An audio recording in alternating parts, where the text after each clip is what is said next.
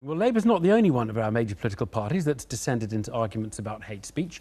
Boris Johnson wrote a piece for the Telegraph this morning about a ban on women wearing burkas and niqabs in Denmark. He came down clearly against such a ban, but in the process managed to say about Muslim women wearing them as, quote, "It is absolutely ridiculous that people should choose to go around looking like letterboxes." He separately said they look like bank robbers. Now, you have to ask yourself, how would that have sounded if something similar was said by Jeremy Corbyn of Orthodox Jews? Well, there's been a pretty sharp reaction to the Johnson column. Alex is with me now. Alex, how is this going down in the Tory party? Well, as you might imagine, really. I mean, Boris Johnson is, of course, known for language that can be colourful but often becomes highly controversial. And I think this is fairly firmly one of those occasions. I think his supporters would point out the premise of this piece, which was arguing against, as you said, the so-called burqa ban. But it is the language that he uses which has attracted such criticism.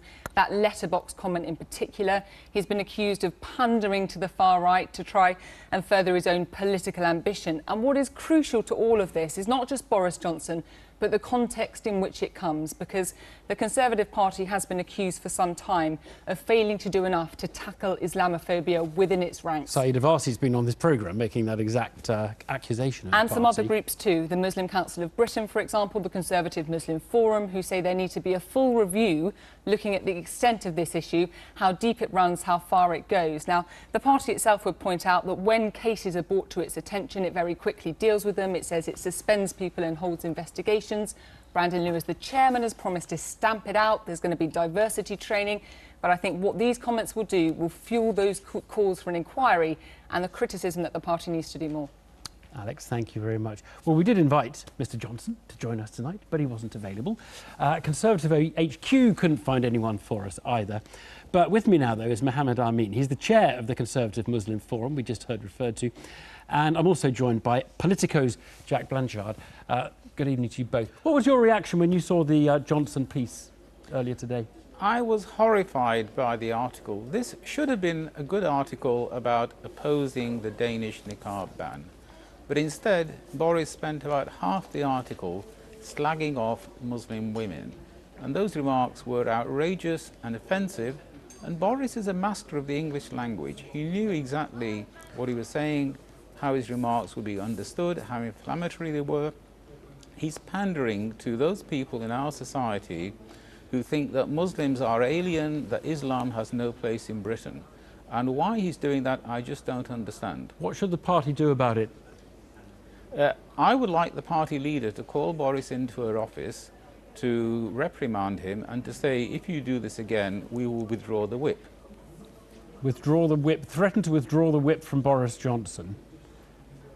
Currently, by the way, he is on the Conservative home poll, the favourite to lead the party. I mean, he's the one that the members like most. Absolutely. It's deplorable that somebody who was our Foreign Secretary until recently is talked about seriously as a potential leader of the Conservative Party, is saying these things about women in our society who choose to wear clothing for religious reasons. Why do you stay in the party that is, in your view, failing to deal with a problem of Islamophobia? I've been a party member for 35 years, and the reason I stay in the party is I believe what the party stands for. I do not believe that the party as a party is anti-Muslim. I do not believe the leadership of the party is anti-Muslim, but it needs to get a grip on this issue. What is interesting is we have for weeks been talking about Labour's anti-Semitism problem. Your party has been quite happy to both watch and applaud to the criticism of Labour. This is the same, isn't it? It's not quite the same, but nevertheless, parts of the Conservative Party seem to be hoping that this issue will go away. The party chairman has promised the zero-tolerance approach to Islamophobia, and I will be asking him what he's going to do about Boris Johnson. Let me turn to Jack Blanchard. Did Boris know what he was writing? Boris Johnson know what he was writing when he wrote those words? I mean, Boris Johnson is an experienced journalist, was long in the profession before he became a politician. He knows exactly what he's writing every time he picks up a pen, and he's well aware of the impact that it's going to have.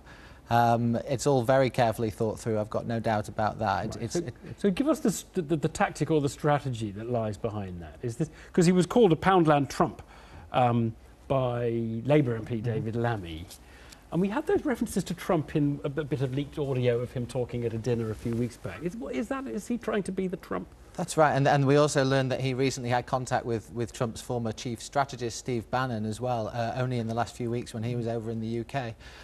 There is a sort of tendency amongst politicians to look at Donald Trump and see if they can learn from the model that he has sort of created to success. I mean, Jeremy Corbyn is another who has, in a very different way, looked at some of the things Trump has done and tried to see if he can find some success in that. So I think there probably is some truth in that. Whether that's precisely what Boris is doing on this front, I couldn't say for sure. But I do think that everything that Boris Johnson does and has done since he resigned last month has got to be seen through the prism of the Conservative Party leadership. In the end, that is his goal. That is what he's looking at. We all know that Theresa May is unlikely to be the Prime Minister at the next election. Someone else is going to come into that job, and Boris is very keen to make sure that when that time comes, if it's this autumn or next spring or next summer, he is the prime candidate to do that. The really important question is, what does it tell us about the Conservative Party that Boris Johnson thinks the way to their hearts is to sort of write these comments? I think there's been a long sort of history, a long undercurrent of a reactionary tendency in some parts of the Conservative Party, and a lot of that went away to UKIP some years ago and has started to come back. But it's very important that whoever wants to be the next Prime Minister can appeal to the Conservative Party grassroots, you know, those 100,000 people who will probably be selecting the next Prime Minister. Now, you know, Boris clearly thinks that within that group, if you make a nod here to a certain prejudice, then there is a chance that that can win extra support for you. I mean, of course, the article was, you know, split between the Liberal Boris Johnson and the Conservative Boris Johnson, in that it was against the ban and it was making fun of Muslim women. I mean, which is the real Boris Johnson, and what does he believe? Well, that is the £350 million a week question, isn't it? What does he really believe? Honestly, I don't know. I mean, you know, Boris Johnson comes from a pretty liberal background. He was Mayor of London for 8 years. He has also written things in the past that people have described as Islamophobic before, and other things he said about other groups in society as well, which have certainly been very controversial. What he really thinks, honestly, I don't know. Does anybody really know? Last very quick one to you, Mohammed Amin. I mean, what do you think it says about your party that he thinks that's the way to make himself popular in it? It's discouraging that Boris seems to believe that he can win the party leadership by appearing as an anti-Muslim bigot. That is dispiriting. All right, we'll leave it there. Thank you both very much indeed.